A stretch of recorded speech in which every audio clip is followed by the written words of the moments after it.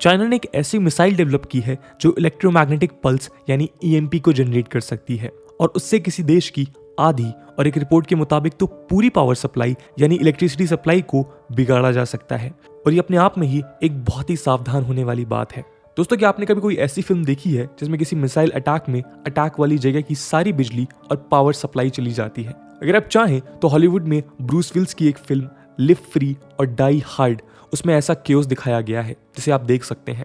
वैसे दुआ करते हैं कि ऐसा कुछ आपको आंखों से देखने को ना मिले, क्योंकि जुलाई 2012 का वो समय याद करिए जब ऑलमोस्ट पूरे नॉर्थ इंडिया में तकरीबन 24 से 36 घंटे के लिए बिजली चली गई थी और क्या हाल हुआ था हम सभी जानते हैं। नमस्कार दोस्तों, मेरा नाम है आदर्श और स्वागत है आपका स्टडी आईक्यू में। हांगकांग के south China morning post media के मुताबिक चाइना की रॉकेट साइंटिस्ट की टीम ने एक ऐसी मिसाइल टेक्नोलॉजी प्रपोज की है जो किसी जगह के पूरे पावर और इलेक्ट्रिक सिस्टम को ठप कर सकती है। रिपोर्ट के मुताबिक 3000 किलोमीटर की रेंज वाली इन हाइपरसोनिक मिसाइल्स की स्पीड 6 मैच तक हो सकती है, यानी तकरीबन 7000 किलोमीटर प्रति घंटे की रफ्तार। इसको आम भाषा में समझा जाए तो श्रीनगर से कन्याकुमारी तक की दूरी सिर्फ आधे घंटे में। आज मॉडर्न वॉर टेक्नोलॉजीज को कई कंट्रीज अब उस डेवलपमेंट की फेज तक ला चुकी हैं जिसमें किसी बैलिस्टिक मिसाइल के अटैक से पहले सैटेलाइट्स के जरिए एक वार्निंग अटैक सिग्नल मिल सकता है। लेकिन सिंस हाइपरसोनिक मिसाइल्स ज़्यादातर धरती के एटमॉस्फेयर के अंदर ही रहती हैं, तो ये मिसाइल्स धरती से कम ऊंचाई पर उड़ सकती हैं। अब इसका नतीजा ये है कि इस मामले में कोई अर्ली वार्निंग सिग्नल मिलना थोड़ा मुश्किल है, क्योंकि मिसाइल्स रडार में ही नहीं डिटेक्ट हो पाएंगी। बीजिंग की China academy of launch vehicle technology की रिसर्च टीम इन मिसाइल्स को डेवलप कर रही है। मीडिया रिपोर्ट्स के मुताबिक ये संस्था टैक्टिकल मिसाइल टेक्नोलॉजी के टाइटल से हर मंथ एक मैगजीन निकालती है। लॉन्च व्हीकल टेक्नोलॉजी की इस एकेडमी में इस प्रोजेक्ट के एक इंजीनियरिंग साइंटिस्ट सुन जेंग और उनकी टीम ने ये सारी रिपोर्ट मैगजीन के सितंबर 2021 के एडिशन में बताई है। जनरल के मुताबिक टारगेट एरिया में ये वेपन जब भी एक्सप्लोड होगा कोई भी ह्यूमन लाइफ खतरे में नहीं आएगी, लेकिन 2 किलोमीटर के दायरे में आने वाली सारी इलेक्ट्रॉनिक और इलेक्ट्रिकल डिवाइसेस पूरी तरह खत्म हो सकती हैं। और अगर 2 किलोमीटर के रेडियस में कोई भी एक थर्मल पावर प्लांट बड़ी आसानी से आ जाता है तो वो भी नष्ट हो सकता है। रिसर्च मैगजीन का एक्चुअल वर्ड तो बर्नआउट है, यानी सारे इलेक्ट्रिकल डिवाइसेस अपने आप में ही जल भी सकते हैं, और वो किसी भी शॉर्ट सर्किट से हो या फिर अचानक से होने वाले टोटल बर्नआउट से। अब सवाल ये उठता है कि ये बात आज क्यों इतनी अहम हो जाती है? क्या पहले ऐसा नहीं हो सकता था? इलेक्ट्रोमैग्नेटिक पल्स कैटेगरी के वेपन्स के लिए न्यूक्लियर वॉरहेड्स की जरूरत पड़ती है, क्योंकि एक तो वो बड़ी अमाउंट में एनर्जी जनरेट कर सकते हैं, दूसरा न्यूक्लियर वेपन्स की मदद से इनके रेडिएशंस भी हाईली इंटेंसिफाइड हो जाते हैं। और जैसा कि हम सभी जानते हैं कि न्यूक्लियर वॉरहेड्स के इस्तेमाल में कई सारे रेस्ट्रिक्शंस हैं, लेकिन सुन जेंग का स्टेटमेंट है कि इन मिसाइल्स में सिर्फ केमिकल एक्सप्लोजिव्स की जरूरत पड़ेगी, और अगर ऐसा पॉसिबल है तो ये कंसर्न की बात है। ये एक्सप्लोजन उस एरिया के सारे डिवाइसेस में एक शॉक एनर्जी को जनरेट कर सकता है, और उससे एक अचानक से बढ़ी हुई एनर्जी उस 2 किलोमीटर के दायरे के सारे डिवाइसेस को डैमेज कर देगी। अगर उदाहरण बताएं तो आपने कभी नोटिस किया हो कि अक्सर बिजली का वोल्टेज अचानक से ज्यादा हो जाने पर बल्ब या ट्यूबलाइट फ्यूज हो जाते हैं, तो कुछ ऐसी ही शॉक एनर्जी किसी बड़े पावर जनरेटर से लेकर छोटे डिवाइसेस तक में बढ़ सकती है। आमतौर पर एक नॉन न्यूक्लियर ईएमपी बॉम्ब एक तो साइज में काफ़ी बड़े होते हैं, क्योंकि उनमें बहुत सी बैटरीज को जोड़ना पड़ता है ताकि एक बड़ी शॉक वेव एनर्जी जनरेट की जा सके, और दूसरा इनको प्लेन के ही जरिए ड्रॉप करना पड़ता है। ऐसा नहीं है कि मिसाइल के जरिए लॉन्च किया जा सके। अब ऐसे में जब कोई प्लेन इसे किसी इलाके में ड्रॉप करने आएगा भी तो पहले ही रडार में आ जाएगा, जो कि इन अटैक्स का एक और डिमेरिट है। लेकिन किसी हाइपरसोनिक मिसाइल पर ऐसे ईएमपी बॉम्ब को माउंट करना एक सीरियस सिचुएशन है। सुन जहान का कहना है कि एक पूरी ईएमपी मिसाइल स्टेल्थ होगी और इसको रडार पर डिटेक्ट नहीं किया जा सकता है। उनके मुताबिक ये ईएमपी मिसाइल 10 सेकंड के अंदर 2 किलोमीटर के दायरे में एनर्जी को 95% तक बढ़ा सकती है। एग्जाम्पल के तौर पे अगर आपकी डिवाइस की पावर वॉटेज कंजम्पशन 100 वॉट है तो 195 तक बढ़ सकती है। अगर कोई पावर प्लांट 100 मेगावाट की बिजली बना रहा है तो उसे 95% की शॉक एनर्जी मिल जाएगी। ये वैसा ही है जैसे आसमान से कोई छोटी बिजली गिरना।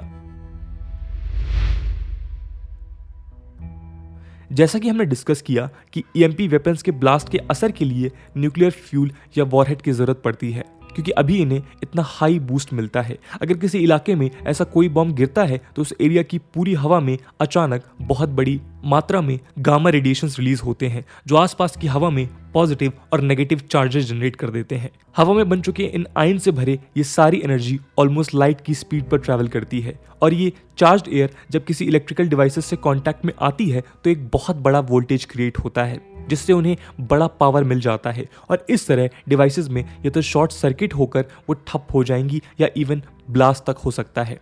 अब सोचने की बात यह है कि दुनिया के किसी भी देश का पूरा पावर सिस्टम अचानक से होने वाले इतने बड़े पावर चार्ज के लिए तैयार है भी या नहीं। यूएस एयरफोर्स रिसर्चर्स के मुताबिक 2017 में नॉर्थ कोरिया के मिसाइल प्रोग्राम्स पर यूएसए एक ईएमपी अटैक करने के बारे में सोच रहा था। प्लान था कि नॉर्थ कोरिया की वो जगह जो न्यूक्लियर मिसाइल्स के ऑर्डिनेंस सेंटर है या रिसर्च सेंटर हो, उन पर अटैक किया जाए, लेकिन बाद में उस प्लान को ड्रॉप कर दिया गया। अगर नॉर्थ कोरिया को थोड़ा भी पता चलता है तो रिटेलिटरी अटैक्स हो सकते हैं, और नॉर्थ कोरिया के मामले में तो न्यूक्लियर अटैक के चांसेस काफी बढ़ जाते हैं।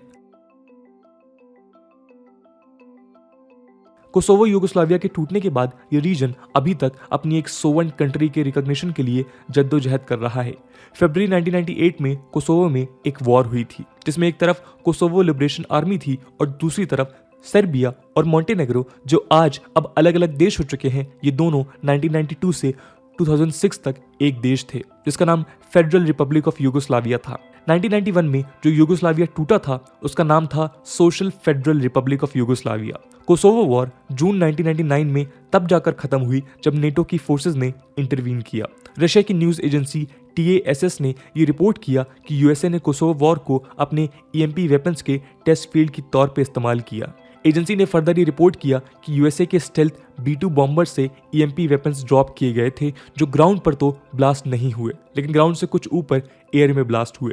इस वॉर के खत्म होने के बाद यूएसए ने इन आरोपों को तो रिजेक्ट किया, लेकिन साथ में ऐसे वेपन्स के एग्जिस्टेंस से डिनाई भी नहीं किया था। यूएसए का ये स्टेटमेंट था कि यूएसए इस वेपन को कंप्लीट सीक्रेसी में रखना चाहता था, ताकि फ्यूचर वॉर्स में उसका यूज किया जा सके। अगस्त 2019 में इंडिया के vice president M Venkaiah Naidu ने विशाखापट्टनम में situated society for applied microwave electronics engineering and research की फैसिलिटी को विजिट किया था। उस विजिट में उन्होंने इस बात पर बहुत जोर दिया था कि इंडिया को ऐसे किसी EMP अटैक से बचने के लिए तैयार रहना चाहिए। अब सवाल ये बनता है कि क्या इंडिया के पास कोई EMP वेपन है? तो इसका प्रोबेबल जवाब है हाँ।